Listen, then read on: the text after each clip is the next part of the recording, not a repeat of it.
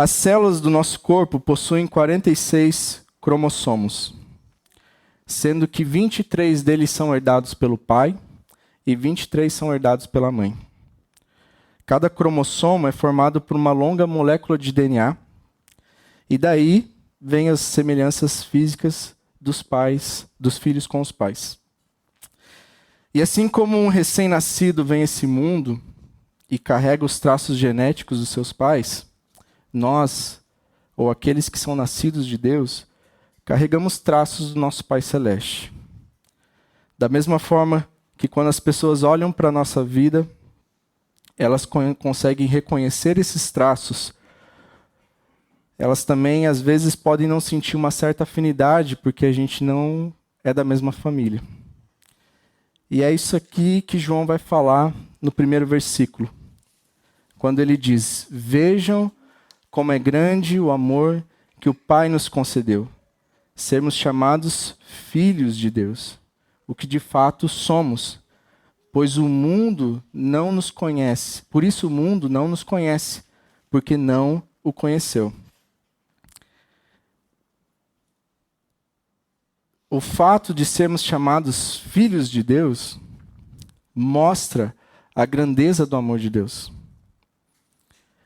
Paulo vai dizer lá em Romanos, capítulo 5, versículos 7 e 8, o seguinte: dificilmente haverá alguém que morra por um justo. Pelo homem bom, talvez alguém tenha coragem de morrer. Mas Deus demonstra o seu amor por nós. Cristo morreu em nosso favor quando ainda éramos pecadores. Então a grandeza do amor de Deus está no fato que ele nos amou quando nós ainda éramos seus inimigos. Como Paulo diz, talvez alguém morresse por alguém bom. Mas quem teria coragem de morrer por alguém mau, ou alguém que quer o seu mal? Quem teria coragem de pegar o seu filho e dar para que essa pessoa pudesse viver? Pessoalmente, eu acho que o amor que mais se aproxima do amor de Deus é o amor de uma mãe. Isso, eu sei que nem todas as mães são assim, mas normalmente a mãe é aquela pessoa que mais ama. Normalmente o amor da mãe vai a lugares onde nenhum outro amor vai. E mesmo quando os filhos geram feridas, mesmo quando os filhos geram prejuízos materiais, físicos, emocionais, a mãe, ela permanece amando. E eu vejo nesse amor um amor muito próximo do amor de Deus. Porém, embora seja muito próximo, ainda não é esse amor perfeito de Deus. Porque esse amor de Deus é o amor que deu o seu Filho por nós. Para que ele tomasse a cruz no nosso lugar. E para que nós, ao crermos na sua obra na cruz, pudéssemos ser chamados hoje de seus filhos. Eu sei que muitos costumam dizer, todos são filhos de Deus. Todos foram criados por Deus, mas esse título de filho de Deus é concedido àqueles que creem em Jesus. Agora, o que acontece quando nós nascemos de novo? Jesus vai dizer lá em Marcos 1,15 o seguinte: o tempo está cumprindo e o reino de Deus está próximo. Arrependei-vos e crede no Evangelho. A palavra arrependei-vos aqui é a palavra, e eu posso pronunciar errado, porque o grego não é o meu forte, metanoissate, da onde vem a palavra metanoia, que significa mudança de mentalidade. Então a fé em Cristo Jesus, ela gera essa mudança de mentalidade. E essa mudança de mentalidade, ela impacta a forma como nós vivemos. E assim como uma criança, ela tem uma mentalidade de criança e ela age como uma criança, depois ela se torna adolescente, ela tem uma mentalidade de adolescente e ela tem ações de adolescente, até ela chegar a uma fase adulta, onde ela tem a mentalidade de um adulto e age como adulto. Da mesma forma, é esperado que a gente, com essa mudança de atitude, tenhamos uma forma de vida que corresponda a sermos chamados de filhos de Deus. E aí a gente passa, quando a gente nasce de novo, a gente passa a ter uma atitude diferente, a gente passa a ser semelhantes ao nosso Pai Celeste, e a gente começa a enxergar o mundo de uma forma diferente. E é aí que muitas vezes acontecem os confrontos. E é aí que muitas vezes a gente, quando o João fala assim, que o mundo não nos conhece, muitas vezes é nesse momento, porque a nossa forma de enxergar as coisas, a forma como a gente age, é muito diferente. Porque a gente está enxergando, ou deveria estar enxergando, da forma como Deus vê as coisas. Então, enquanto muitas vezes as pessoas elas não são muito misericordiosas, não têm muita compaixão, elas às vezes estão no trabalho, puxando tapete uma da outra, querendo crescer, querendo aparecer, e às vezes tem que fazer o mal, ou tem que puxar o tapete de alguém para conseguir alguma coisa, às vezes o mundo não consegue nos aceitar quando a gente não vê dessa forma, quando a gente não tem esse mesmo sentimento e esse mesmo olhar diante das situações.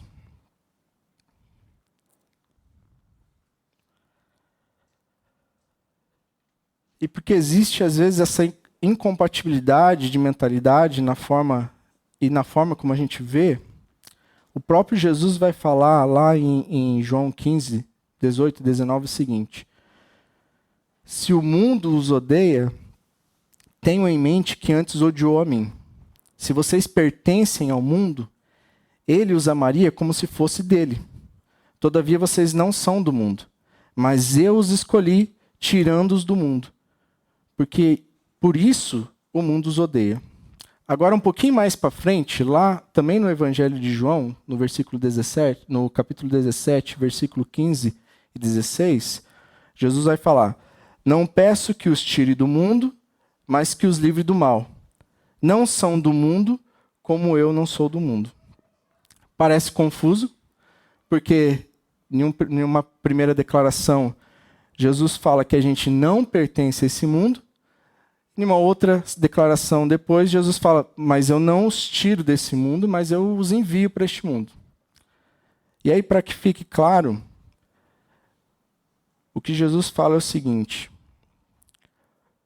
quando ele fala que ele nos tira do mundo, ele não está falando desse mundo físico, mas ele está falando desse sistema.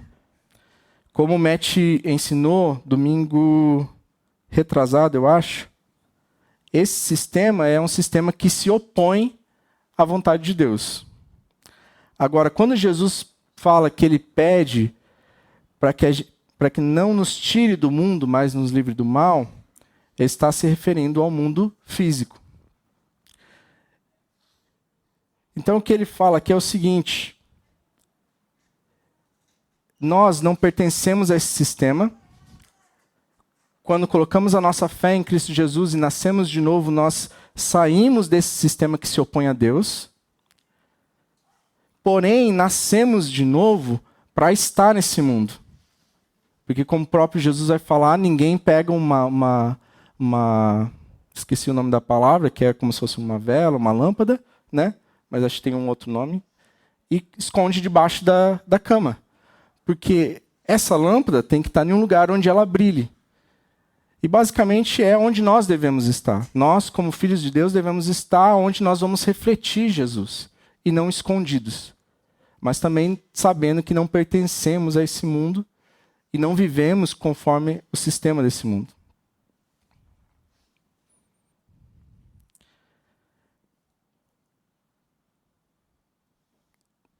E aí, domingo passado, a gente falou um pouco acerca da narrativa da redenção, né? Onde a gente tem vários atos, e o último ato é esse ato da restauração, quando tudo é restaurado. E aí a gente vai estar com um novo corpo, e a gente vai estar com Jesus Cristo, e aí, né, todas as coisas e a obra de Cristo é completa. Porém, como João vai falar aqui no versículo 3, a gente ainda não sabe exatamente como isso vai funcionar. Porque João vai falar o seguinte: todo aquele que nele tem esperança purifica-se a si mesmo, assim como ele é puro.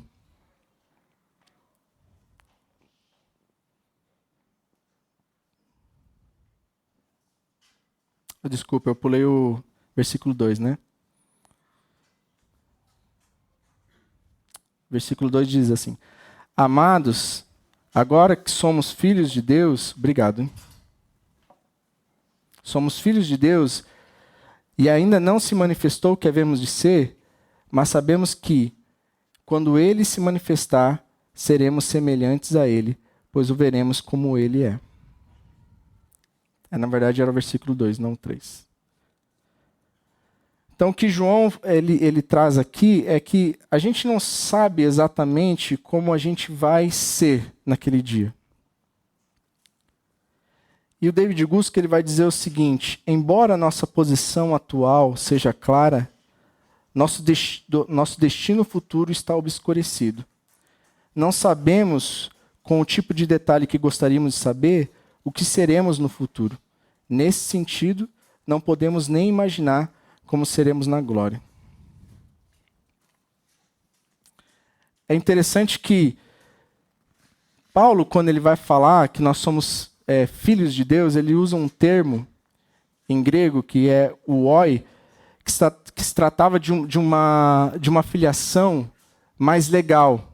Então, era num sentido de adoção. Somos adotados por Deus, feitos filhos por adoção. Só que quando João fala aqui, amados, agora somos filhos de Deus, ele usa uma outra palavra, que é a palavra tecna, que está mais relacionada a esse novo nascimento, e é uma palavra que fala muito mais de intimidade. Ele fala, vocês nasceram de novo, vocês são filhos de Deus agora. E em relação a esse amor de Deus, Hernandes Dias Lopes vai falar que ao olharmos para trás, nós vemos a bênção da filiação. Ao olharmos para frente, nós vemos a bênção da glorificação.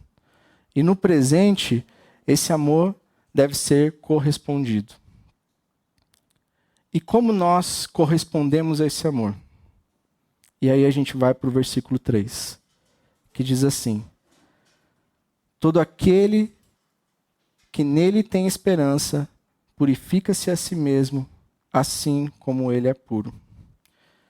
Então, quando ele fala todo aquele que nele, está falando sobre Jesus, tem esperança, e a gente volta um pouquinho no versículo 2, aqui está falando sobre essa questão de estar com Jesus na eternidade.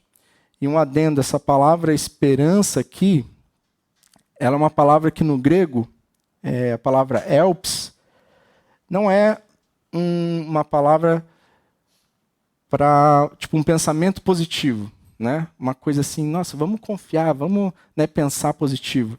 Mas é uma palavra que fala sobre uma expectativa certa, sobre uma convicção, uma certeza de que algo certamente virá. É tão interessante que essa palavra, na mitologia grega, elpis era a personificação da esperança.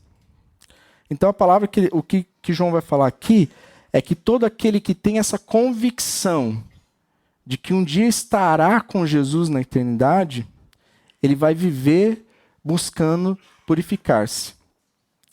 E uma coisa importante aqui é que João não está falando sobre um esforço humano para que a gente consiga o perdão dos pecados. Porque isso é impossível.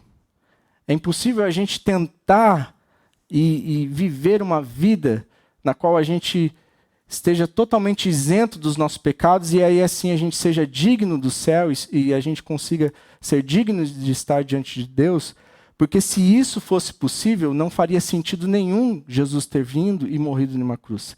Se nós pudéssemos viver uma vida completamente santa, longe e afastada de todo pecado, não faria sentido Jesus vir e derramar o seu sangue por nós. Então, o que João fala aqui, quando ele fala que quem tem essa esperança busca purificar-se, não está falando de uma tentativa de perdão, mas sobre uma forma de viver. Ele está falando sobre uma santificação. A palavra purificação aqui, ela significa liberdade de mancha moral.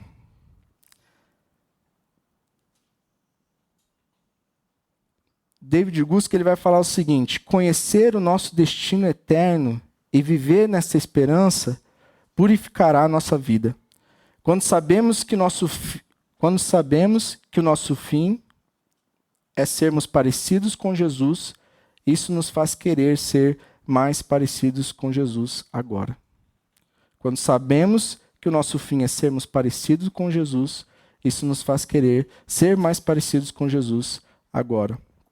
Então isso é, na verdade, uma resposta diante desse amor de Deus, diante daquilo que Jesus fez por nós na cruz, como nós respondemos a esse amor? Nós respondemos buscando viver uma vida limpa, pura, em santidade. Agora, é importante a gente pensar e saber que a gente tem as nossas dificuldades e nem sempre isso a gente é vitorioso. A gente tem dias que a gente vacila, que a gente peca, mas saber que Cristo venceu a morte, Ele venceu o pecado. E agora, daqui, do versículo 4 em diante, agora daqui para frente é para trás. Por que para trás? Porque até aqui João foi falando assim, olha, vocês têm esperança desse futuro? Vocês têm esperança dessa vinda de Jesus?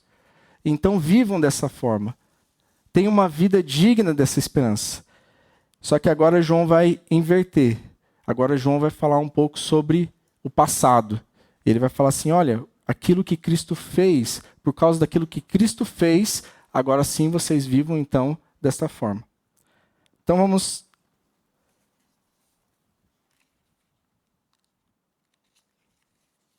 Antes da gente ler o versículo 4, eu gostaria de ler o Salmo 78, versículo 3 e 4, que ele diz assim: o que ouvimos e aprendemos, o que os nossos pais nos contaram, não os esconderemos dos nossos filhos.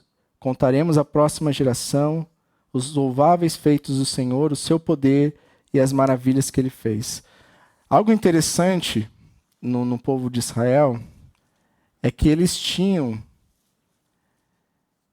essa conduta, essa forma de falar e lembrar dos filhos aquilo que Deus havia feito por eles. Da onde o Senhor nos tirou, olha da onde o Senhor nos tirou. Olha o que o Senhor fez por nós. Olha da onde nosso povo saiu. Para que os filhos lembrassem de Deus. E quando João ele faz ele olha para trás, é como se ele estivesse fazendo da mesma forma. Olha o que Jesus fez por nós. Olha da onde Jesus nos tirou. E aí sim, vamos ler os versículos 4 ao 6. Todo aquele que pratica o pecado transgride a lei. De fato, o pecado é a transgressão da lei. Vocês sabem que ele se manifestou para tirar os nossos pecados e nele não há pecado. Todo aquele que está no pecado, todo aquele que permanece não está no pecado.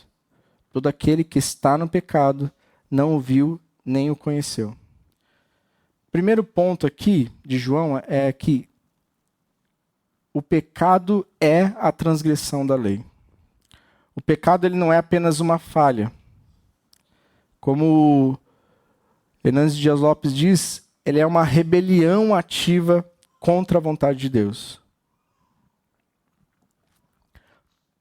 E eu acho importante ressaltar que essa questão se trata da vontade de Deus, porque quando a gente passa a categorizar o pecado com base naquilo que nós achamos, a gente tem um grande problema, porque Eu posso definir que algumas coisas são pecado e você pode definir que outras coisas são pecado.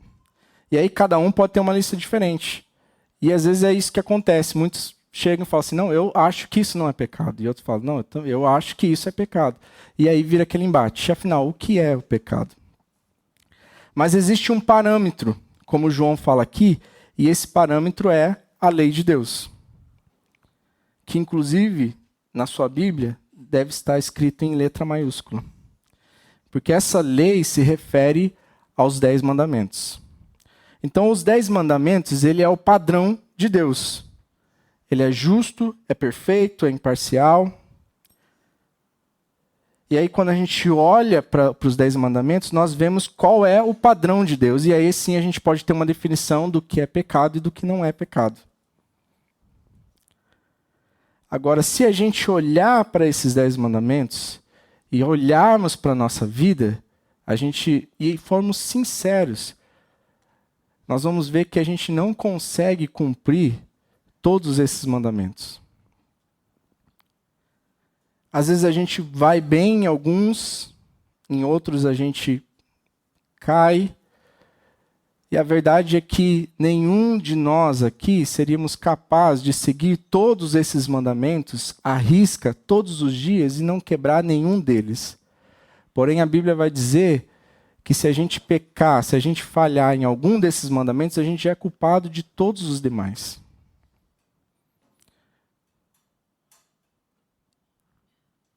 Então, para que serve se a gente não pode cumprir? Para que a lei de Deus, se nenhum homem é capaz de cumprir essa lei? O Spurgeon ele fala que a lei é como uma luz em um quarto escuro, revela o pó e a sujeira que de outro modo não seriam percebidos.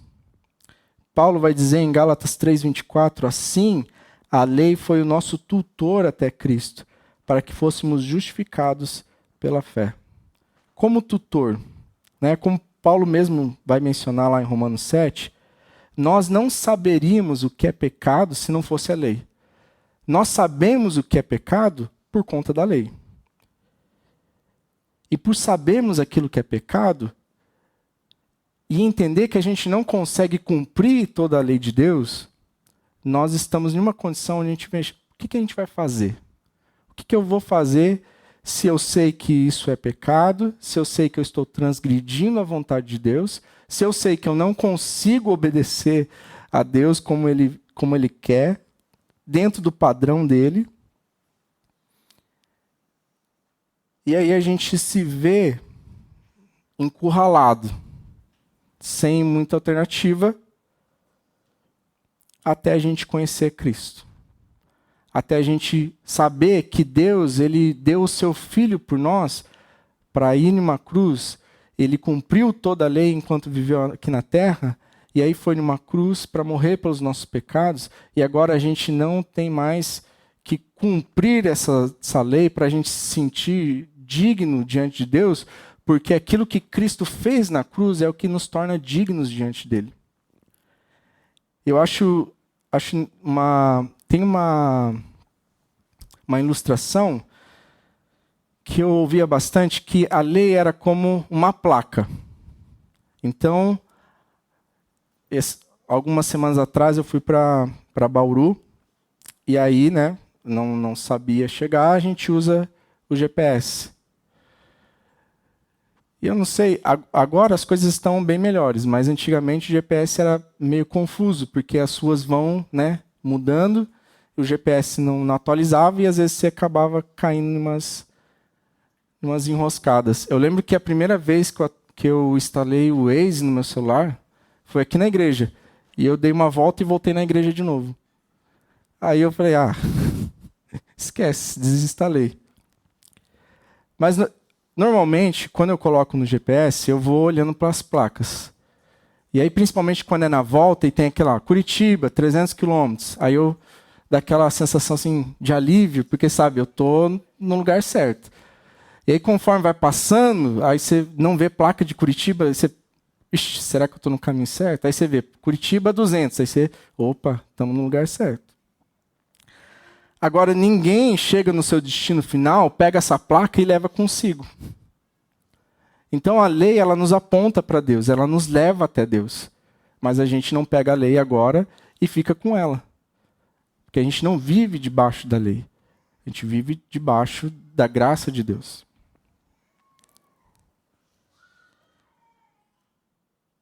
Então, por mais que pareça assim, se você está ouvindo assim, poxa, quem transgride a lei, né, está pecando e não está em Cristo Jesus, talvez por mais pesado que isso seja, até para nós, como crentes, porque já vi algumas pessoas, elas ficarem muito mal por conta de terem pecado. Porque aí elas pensam, poxa, mas eu não sou filho de Deus. Então, se eu morrer agora, será que se Cristo voltar agora, eu vou estar com Ele na eternidade? Porque muitas vezes não entende que não se trata daquilo que você está fazendo no seu dia a dia, mas aonde está a sua fé, aonde você colocou a sua fé. E aí sim, com uma mentalidade de vida, como a gente falou, buscar viver de uma maneira digna, de uma maneira como um filho de Deus. Mas sabendo que às vezes a gente vai errar, vai pecar, e aí o Espírito de Deus vai vir, vai nos convencer do nosso pecado, e a gente vai pedir perdão, se arrepender, e a gente vai continuar caminhando.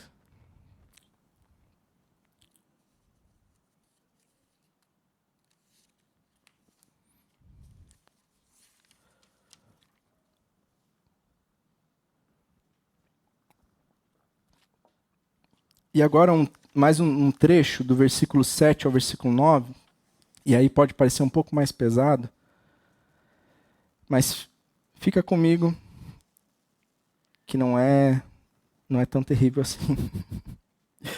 Parece terrível, mas não é tão terrível assim, tá bom?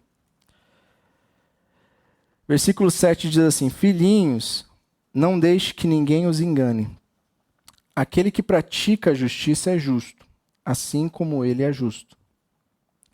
Aquele que pratica o pecado é do diabo, porque o diabo vem pecando desde o princípio. Por isso, o Filho de Deus se manifestou, para destruir as obras do diabo. Todo aquele que é nascido de Deus não pratica o pecado, porque a semente de Deus permanece nele, e ele não pode estar no pecado, porque é nascido de Deus. Aqui na NVI, tem essa tradução, aquele que pratica o pecado. E essa é uma boa tradução, porque é aquilo que realmente, no original, a palavra ela faz mais sentido. Algumas Bíblias falam assim, aquele que pecar. E aí, quando você lê assim, aquele que pecar é do diabo, parece pesado. Porque aí sim, parece assim, ixi, pequei, agora eu sou do diabo. Agora estou sem pecar, agora eu sou filho de Deus. Pequei de novo, agora eu sou filho do diabo. Mas quando ele usa essa palavra aqui, é realmente para dar a ideia de que alguém que vive no pecado. Alguém que tem esse estilo de vida.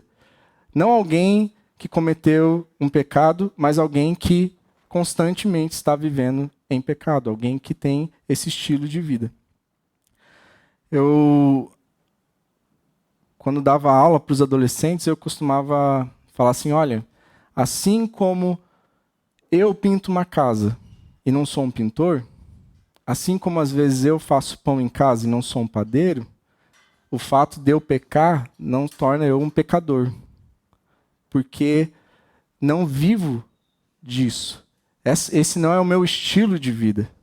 Mas, como ser humano, né, ainda tenho essa questão da natureza pecaminosa e em algum momento vacilo, erro, né, peco, porém não é de uma forma constante, de uma forma deliberada.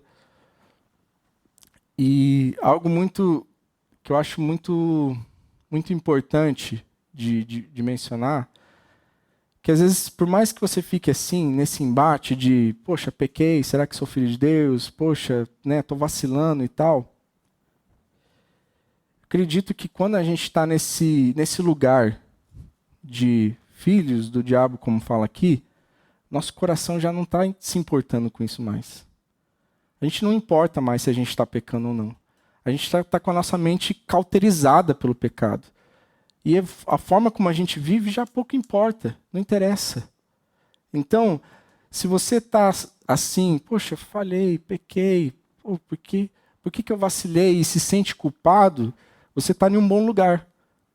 Porque isso significa que a sua mente não foi cauterizada pelo pecado.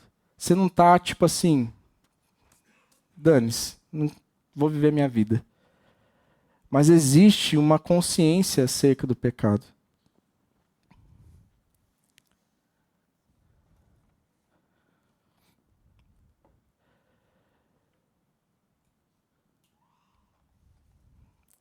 E algo interessante também de se falar aqui é que se João estivesse falando e quisesse realmente dizer que aquele que peca cometeu um pecado, ou né, ele é filho do diabo, ele não é mais filho de Deus, não faria sentido nenhum aquilo que ele vai falar, que ele já falou, na verdade, lá no capítulo 2, no versículo 1, dizendo: meus filhinhos, escrevo-lhe estas coisas para que vocês não pequem. Se porém alguém pecar, temos um intercessor junto ao Pai, que é Jesus Cristo, o justo. Então, não faria sentido nenhum se o que João estivesse falando você pecou, você é filho do diabo e acabou e não tem mais, né, chance. Não faria sentido ele falar: olha, se vocês pecarem, lembre-se que vocês têm Jesus como seu intercessor. Ele fala isso porque exatamente ele sabe que a nossa condição, né, de uma natureza pecaminosa faz com que, como o profeta Chorão diz, dias de lutas, dias de glória, né? Então tem dias que a gente está super bem, tem dias que a gente está mal. Mas a gente precisa ter a convicção, e essa é a esperança, né, que é uma esperança certa, de que nada tira a gente das mãos do Senhor. A salvação, ela não é um chaveiro que a gente perde e daí a gente acha e depois perde e acha. A salvação é algo muito, muito firme. É algo que a gente recebe quando a gente coloca a nossa fé em Jesus e nada nos tira da mão de Jesus. Nada faz a gente perder essa salvação. Mas ainda assim lidamos com essa questão do pecado. Até a eternidade. E lá, aí, a gente não tem mais que lidar com isso. Mas enquanto nós estamos aqui, nós devemos viver como filhos de Deus, como pessoas que foram nascidas de novo, de uma maneira que mostra que somos filhos de Deus. Não uma vida deliberada no pecado, né, com um estilo de vida no pecado, mas buscando, como o João falou aqui, buscando essa santificação. Todo dia, quando a gente levanta, é uma luta. E é uma escolha de viver na carne ou no espírito. E todo dia a gente precisa escolher viver no espírito. Porque se a gente escolhe viver na nossa carne, nós vamos buscar alimentar a nossa carne. E é isso que cresce. Assim como quando nós decidimos viver no espírito e alimentamos o nosso espírito, é isso que cresce. E aí nós temos essa vitória sobre o desejo da carne. E aí a gente vai para o nosso último versículo, já finalizando, versículo 10,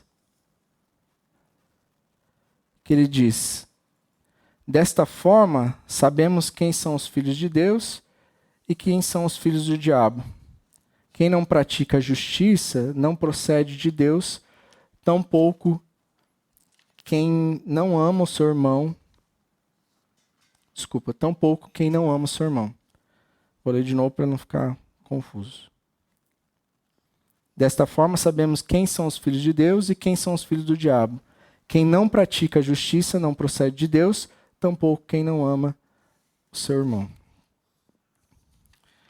Então, o que a gente vê aqui em João é que João ele não é um cara de meio termo. João ele é assim, luz e trevas, verdade e mentira, amor e ódio, e aí é filho de Deus e filho do diabo. E sobre isso, é interessante que Agostinho de Hipona ele fala assim, o diabo não fez homem algum, mas aquele que imita o diabo, este, como se estivesse nascido dele, torna-se filho do diabo, ao imitá-lo, e não por ter literalmente nascido dele. Então Agostinho vai falar assim, ninguém nasceu do diabo, não somos filhos do diabo. Porém, quando imitamos, né, a forma como o diabo vive nesse mundo, a forma como ele opera esse sistema mundano, a gente passa a ser como filho. É tipo o pai da mentira, sabe? A gente usa bastante para assustar as crianças. Quem é o pai da mentira? O diabo. Então você quer ser filho do diabo? Quem nunca usou isso?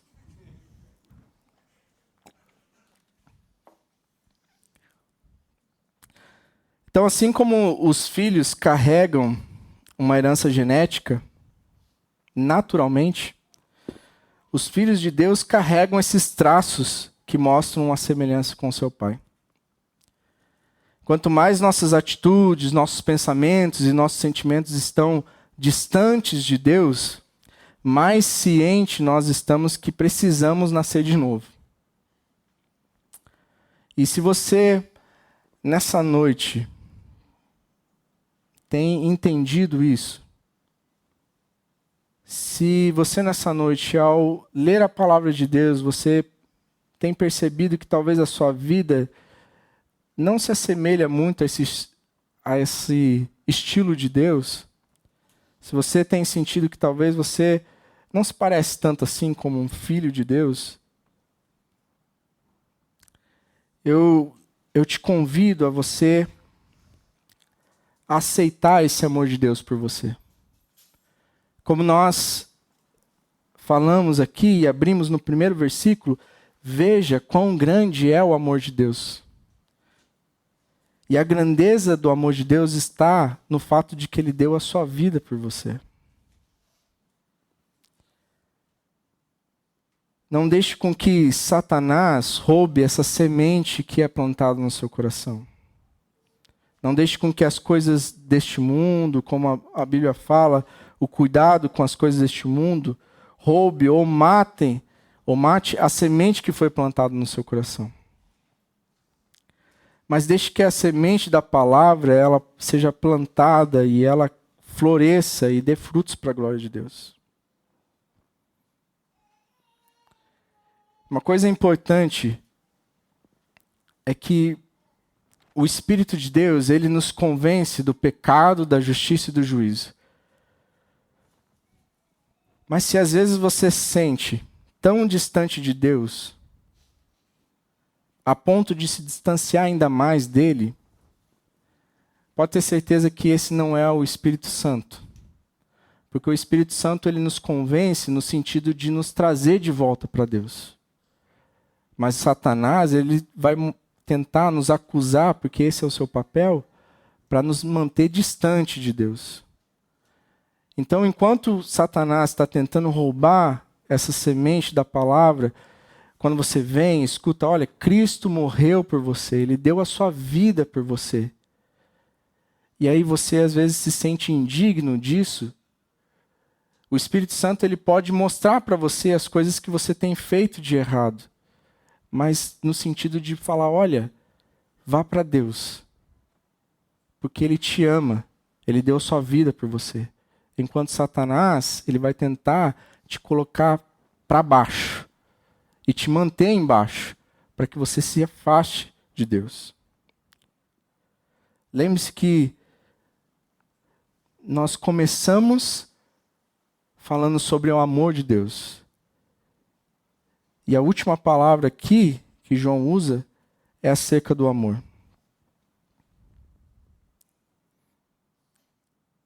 E Jesus fala que nós seríamos conhecidos como filhos dele através desse amor que nós temos um pelo outro. Então não é à toa que a gente fecha nessa noite falando sobre o amor, Porque quando nós olhamos para trás, nós vemos o amor de Cristo por nós. Quando nós olhamos para frente, conseguimos enxergar o amor de Cristo por nós.